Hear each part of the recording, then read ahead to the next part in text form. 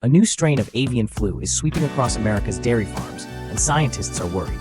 The H5N1 virus has infected over 1,000 herds and is creeping closer to becoming dangerous for humans. Experts say sporadic human cases hint at the possibility of the virus adapting for easier human-to-human spread. As the virus circulates in all 50 states and Canada, the urgency for enhanced surveillance and biosecurity measures has never been higher. With at least one confirmed human death, public health officials stress the need for monitoring and preparedness among those working with infected animals. It's crucial we stay vigilant as this outbreak unfolds.